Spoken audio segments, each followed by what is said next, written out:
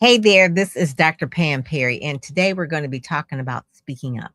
Speaking up from the standpoint of how to get out there, get known. We've got radio, we've got TV, we've got print, and we also have speaking on stages. So that's one of the things as well. So, right after this, it looks like our guest is coming on, Kayla Tucker uh, Adams. She's going to be coming on and joining us today. And we've worked with authors and speakers, so we can kind of tell you a little bit behind the scenes what that looks like in terms of actually getting people out there and getting them known. So, right after this, as soon as I find my intro music, we're going to have up Kayla. Welcome to the Get Out There and Get Known podcast. Join Pam Perry, veteran PR strategist, Emmy award-winning producer and publisher of Speakers Magazine, who will show you how to crack the code in getting out there to get known. Each week, she either interviews her media friends, PR colleagues, or she just goes solo, offering you strategies on publicity, publishing, and platform building. So listen up to hear how to get booked on media places and on superstar stages. Now, here's your host, Pam Perry. Hey there. And as I promised, there is Kayla. How are you? I'm great, Pam. How are you? Good. So this isn't the first time that we've talked or we've met. We both are two PR pros, and we have talked. We had some mutual clients, Cindy Trim being one. Shout out to Dr. Cindy Trim. I'm actually broadcasting from Amazon Live, so I linked her books down there as well. But let's give people a little bit of your background about how you started in PR. And also congratulations to you. I understand it's 10 years in business. 10 years in business this year. I mean, an amazing milestone, and definitely one that we're just going to celebrate all year. Maybe not a big culmination type celebration, but just celebrating each and every day, because to be in business for 10 years is a true milestone. So thank you. So while we started KTA Media Group, though, 10 years ago, I have been in public relations for more than 20 years. I've just been capping it there lately, right? Yes. For more than 2 decades, Started when you were about 12. Yes, absolutely. And absolutely loved it. I feel like I've been really blessed to find my niche. I started out majoring in broadcast journalism in college. And one of my professors came to me. It was actually, I think, my second semester in college. And she said, "What's your minor?" And she was Diana Fallis. She was a very accomplished news anchor in the Houston market, and also a professor at Prairie View A&M University. Okay. Where I got my undergraduate degree.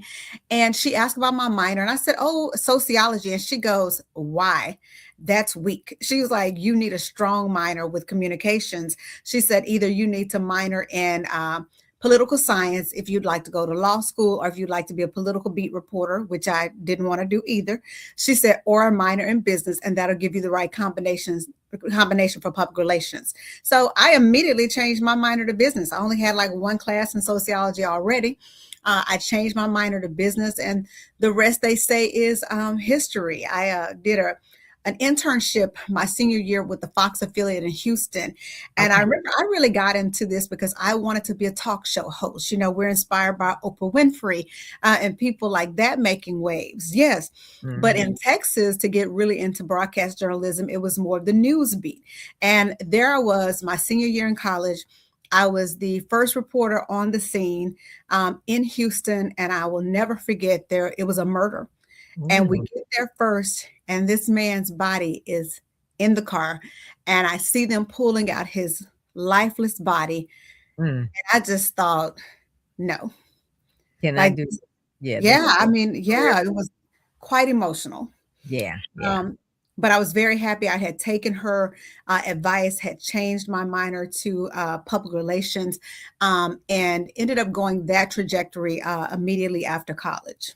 Yes. And that's one of the things people have to realize, that public relations, even though it sounds like it's glitz and glamour, it is a part of business. It is part of marketing. It's under the umbrella of marketing. And so branding, public relations, visibility, all of that are things that are interchangeable. So to you, Kayla, what does public relations mean? I know there's different sectors of it, where there's crisis communications, there is public relations now it's people think social media is public relations. There's radio, TV, and print. And then also too, speaking is really a form of public relations. I guess you would say that's original public relations before we even had media, because now Absolutely. you're speaking to the public. So this is a book that I was an anthology of. It's called Speak Up, The Ultimate Guide to Dominate the Speaking Industry. The foreword by Dr. George Fraser and the afterword by Les Brown. And Wow, that's awesome. Congratulations. yeah. This is this is kind of like a collection of Black Speakers Network. All of us came together, and Speakers Magazine, which is the magazine we have, basically this one here. Speakers Magazine is the official magazine of Black Speakers Network. So really my whole career too has been with working with African Americans within the African American market. And that has really been from Black radio, Black press, even though when I first got out of college, I worked for the Detroit Free Press. But everybody has a niche. So give us your view of what is public relations. And when you said, I'm glad you found my niche, what is that? Yeah, absolutely. So, what is public relations? It is the visibility, it is how the public sees you. And it's all of the things that you said, from the earned media, the TV, the radio, the digital, interviews like we're doing right now. It is now social media, one of the things that's under the umbrella. I was just telling a client yesterday that your social media page is now an official statement. So if you post something on social media, people can go right to social media, grab it, and quote you. They used to at least take time to call you, get an official quote, but no, it is an official source. So you have to be careful about what you post on social media. Speaking and those public appearances are certainly a part of public relations. Brand alliances are part of public relations, because when you partner, with another organization or company, that shows shared values, and, shared vision, shared ideals. So that is also a part of public relations. For us at KTA Media Group, we are a full service public relations agency. So we don't necessarily have a niche. We do it all. We do business. We work with Fortune 500 companies. We have 2 that we work with currently. We work with school districts. We have national nonprofits that we work with. We have, I think, 3 national nonprofits now that we're working with. We do mention one that you worked with a while ago. I think it was Minnie's, and who you met during that. Oh, absolutely. Minnie's Food Pantry. We still work with Minnie's. Anytime Minnie's has something coming up, and I can't give away anything right now, but just stay tuned. Dr. Cheryl Action Jackson will keep us up to speed on all things Minnie's Food Pantry, and we will be a part of the things they have coming up. But yes, gosh, I think that was maybe 10 years ago now, right around the time we were starting our agency. They did their 10-year anniversary. And of course, she and I knew each other from my work at the Potter's House as the senior PR director with Bishop T.D. Jakes. And she brought Oprah. And wow, what a night it was. Yes. Yeah, spending months. I want to name drop there a little bit. Oprah's right down that picture. This is from our Good Soil conference. We were a part of the host committee for Bishop Jakes' Good Soil last year. So you see us on there. That's me right next to Oprah again. Right. Yes. I wanted people to kind of know a little bit that you do know some people. You do know some people. Yeah, we know a few people. Right.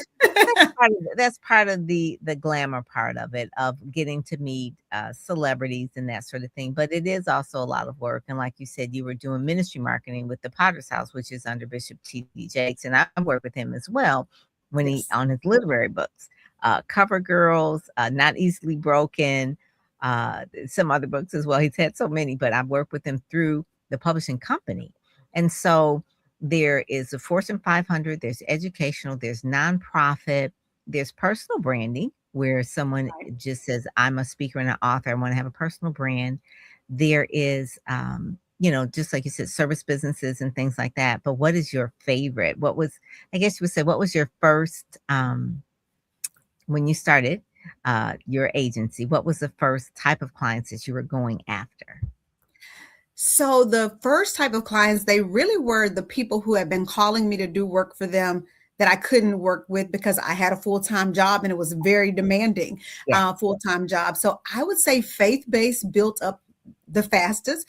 I do still represent multiple multiple mega churches across the U.S., multiple pastors, as you mentioned, Dr. Trim, earlier.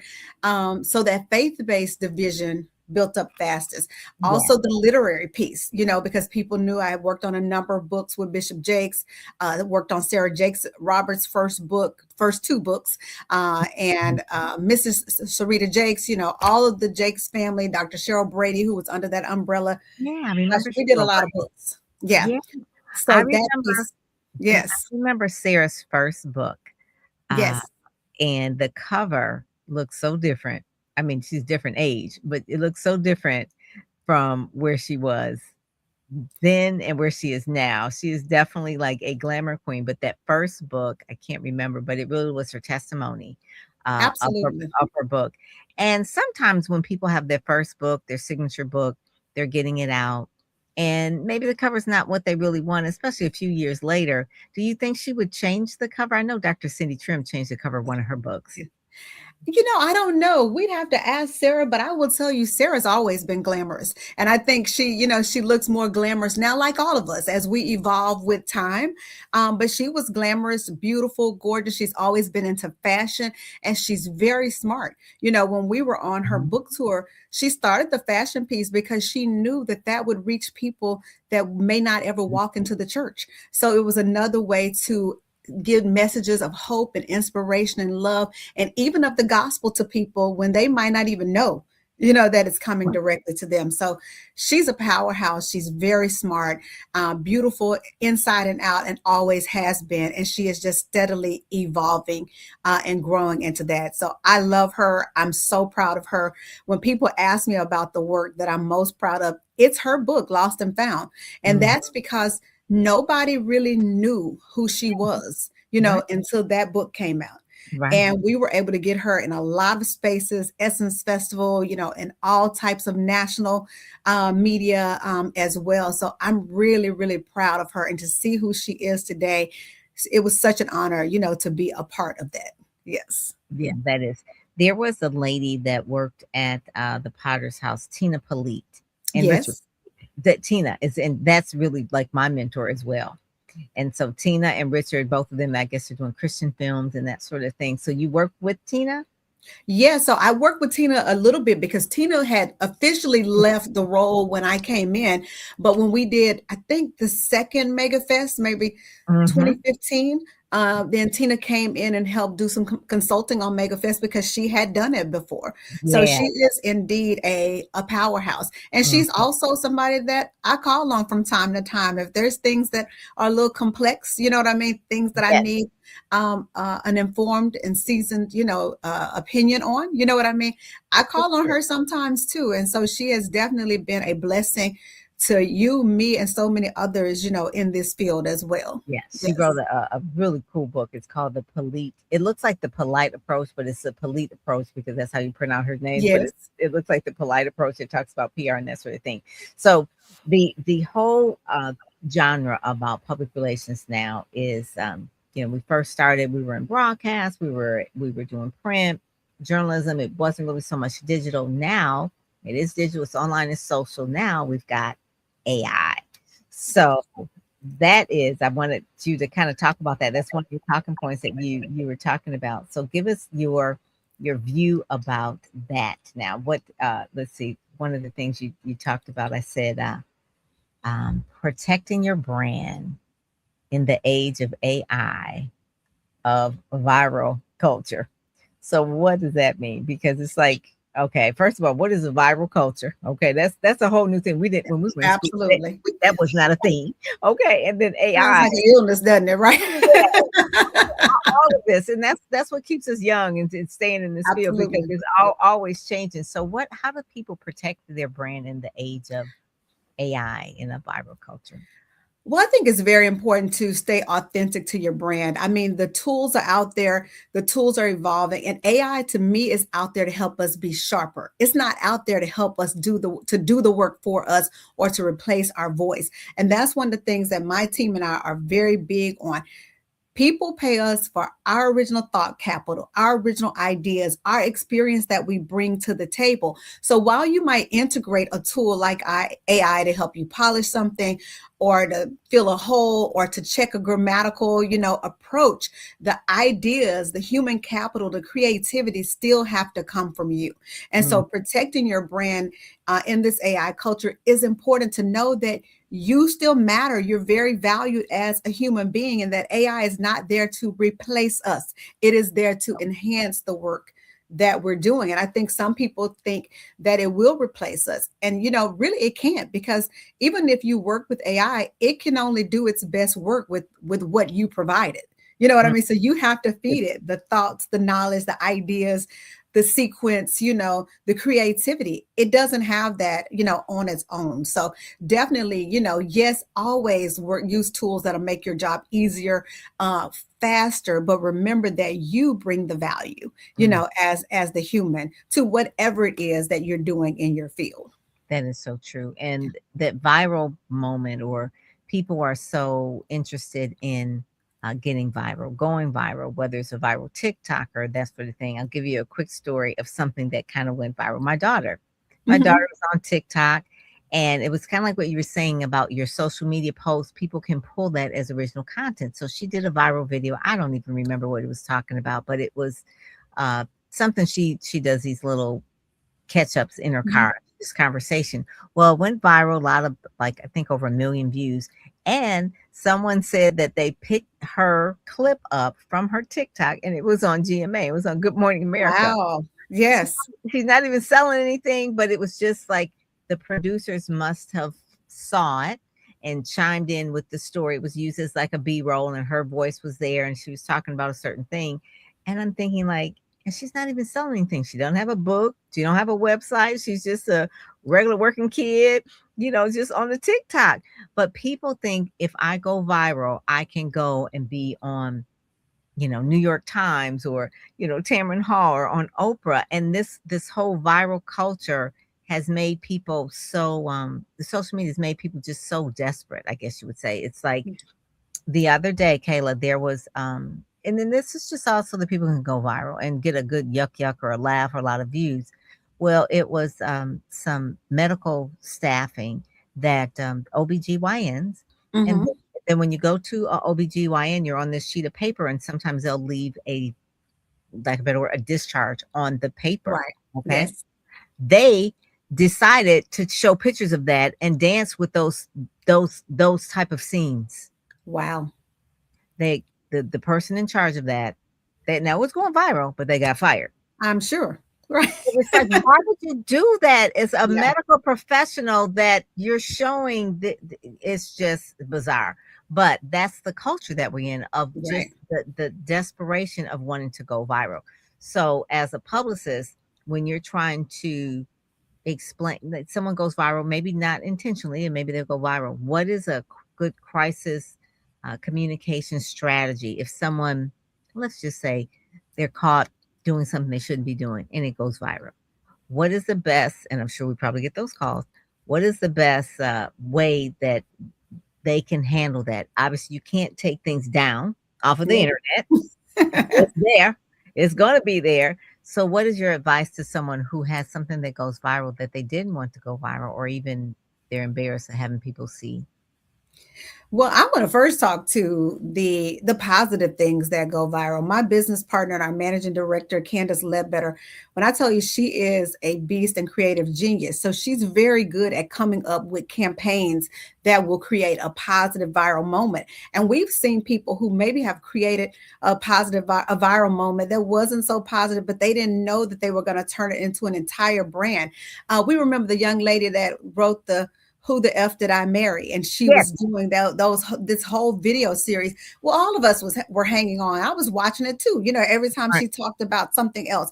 And she turned that into not just a viral moment, but a whole career, from, getting a book deal to she was on every talk show. She was on TV. Yeah, she had speaking engagements. Like, she really turned that viral moment into A a business. money making, Mhm. opportunity and moment and elevation opportunity for her. So if you're smart and you're creative, you know what I mean? Sometimes people do have these planned out moments, like using a strategist like Candace who can create the positive viral moments. And then some have them that go viral accidentally, but it turns out to be great for Mhm. them. Now, Mhm. on the other hand, when you go viral and you didn't really mean to, then you need to be ready to talk about it, right? And that's where someone like you, someone like me, someone who may already be existing on your PR team comes in handy. And I mean quickly, you know Yeah. what I mean? Because you have to respond quickly. And that's what I was saying about your social media now being an official statement, at this point. You do Mhm. have to respond to that. And especially if it is something that is not cohesive or conducive to what your brand is. So Yeah. I say get you a good, crisis strategist on speed dial. Mhm. If you don't know someone, I get lots of calls, like that. A lot of times it's my client who their friend is in trouble Okay. and they refer them, to our team. And we have, had several instances where we've been able to take care of things, help people, say what they need to say. I always say we start with the truth, Yes. period, Yes. because you tell the truth and you tell it in a way that needs to be told, that's relevant, that can get to your audience. And then, though, you usually have to have a reputation rebuilding strategy as well. You know Mhm. what I mean? So, It is. yeah, It's so all true. of those things matter. Did you watch, Scandal when it was on, not Netflix, but when it was on television? Oh, yes. Yes, yes, Every that week. was one of the things. And people ask, "Are those things true?" A lot of it was television, but a lot of it is true. A lot of the Mhm. things that she was dealing with, and part of, having to deal with crisis, you do have to deal with legal things as well. So it's Right. good to have legal advice as well as communication strategy advice as well. So those are the things that really help a lot. So you have, done a lot in your 10 years of being in Yes. business. And so what is next for you? You have done a lot of the things that most people have said. You've done the mega fest and you've done authors and books and nonprofits and things like that. You've done red carpet. So what's next for you? What's the next season look like for Kayla Tucker? At Well, Pam, I'm just letting God continue to lead me. When I tell you he has my career has been extraordinary. Like, he's put me in rooms and places and open doors that I didn't even imagine. A lot of them weren't on my goal list, but but I definitely walked into them with grace and appreciation and gratitude. And one thing is that when you get Kayla Tucker Adams and KTA Media Group, you get our best. I believe it's very important to bring your best. You know what I Mhm. mean? Because when you bring your best, people do, what they do? They refer you. I tell people 99% of our business comes from referrals. It does not come from marketing.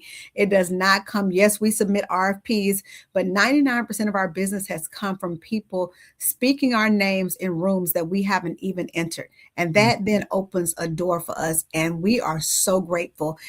We have some amazing projects that we're working on. Again, some amazing clients. I feel like year 10, God has continued to just send the clients we prayed for. You know what I mean? Mhm. Um, and that has been a blessing. He also has continued to send amazing people. I have a rock star team, and they're all over the country so that we're able to serve our clients, all over the country. And we continue to grow in that way too, looking for, the best PR talent so that we are able to deliver the best product and results to our clients. So I'm just rolling with God every step of the way. And and every door he opens, we're going to walk gladly in it and we're going to make a positive impact and deliver results. Is there a book in the process, or you see that in the future?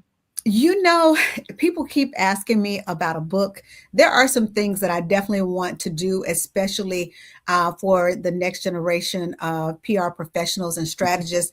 One of my favorite things, I spoke last month virtually to a group of communication students at Clark Atlanta University. I Mhm. spoke in person in November at University of North Texas and the DFW area. I have spoken at Prairie View multiple times. I love, love, love guest lecturing. I actually just was elected to the advisory board for communications at Southern Methodist University here in Dallas. Yep. Yes, thank you. So I look Mhm. forward to making an impact there. But one of my favorite things is to speak to students, especially general communication students or radio television students like me who had never considered PR. Because usually every time I go and speak at a college campus, there's somebody who has now had a light bulb go off and see the value of a career in public relations. And so that's something I would really like to do more of, do more adjunct lecturing or guest speaking. I say one day I'm going to be able to be an adjunct lecturer. I just don't know where I'm going to find the time, but hey, like I told you, I'm rolling with God and he makes a way with every Amen. open door. Amen. But that's something that I really, really love doing, is pouring into the next generation, because it's been a fabulous career for me. And Mm. someone opened a door for me. Someone opened my eyes for me. And Yeah. several people have opened doors for me. And so I love being able to do just that. So Yes. one of the things too that being in PR and then being in entrepreneurship, do you see one of the mentors of both of us was Pat Tobin, and I know that you won that Pat Tobin Award from NABJ, the Yes. National Association of Black Journalists. They have a Pat Tobin Award. Did you personally know Pat? I did not personally know Pat. Okay.